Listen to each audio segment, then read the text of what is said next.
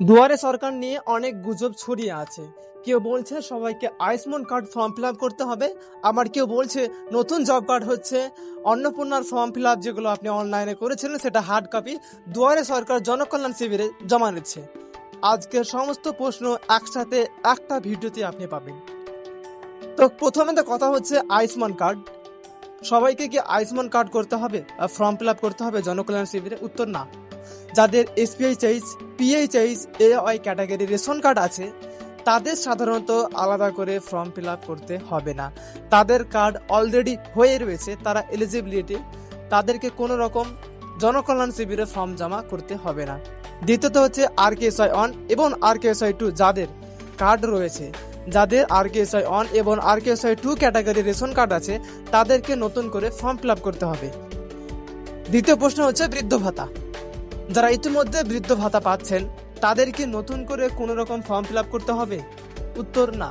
যারা নতুন আবেদন করবেন কোনো রকম টাকা পেতেন না, একবারও টাকা পাননি, বয়স হয়েছে 60-70 বয়স হয়েছে, তারা অনলাইনে অফলাইনে জনকল্যাণ শিবিরে গিয়ে ফর্ম ফিল আপ করবে। এবং যারা আগে পাচ্ছিলেন তাদেরকে নতুন করে কোনো রকম ফর্ম ফিল আপ করতে হবে না। অন্নপূর্ণা যোজনা, যারা অনলাইনে ইতিমধ্যে আবেদন করেছেন তাদের সাধারণত আবার হার্ড কপি কি জমা দিতে হবে? উত্তর না। যারা অনলাইনে আবেদন করেছেন তাদের ক্ষেত্রে কোনো রকম হার্ড কপি পঞ্চায়েত, পৌরসভা, ব্লকে, জনকল্যাণ শিবিরে, দুয়ারে সরকারে কোনো রকম ফর্ম ফিল আপ জমা দিতে হবে না। 4 নম্বর প্রশ্ন হচ্ছে নতুন জব কার্ড। জনকল্যাণ শিবিরে কি নতুন জব কার্ড হচ্ছে? উত্তর না।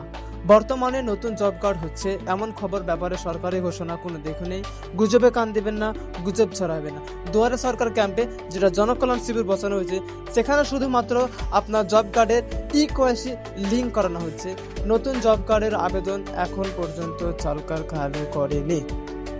4 নম্বর প্রশ্ন হচ্ছে আবাস যোজনা। আবাস যোজনা কি সবাই পাবে? উত্তর না।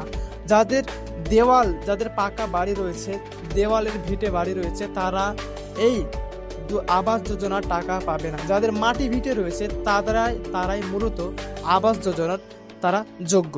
দুয়ারে সরকার নিয়ে কোন রকম গুজবে বিশ্বাস করবেন না, অফিসিয়াল তথ্য দেখুন তারপর সিদ্ধান্ত নেন।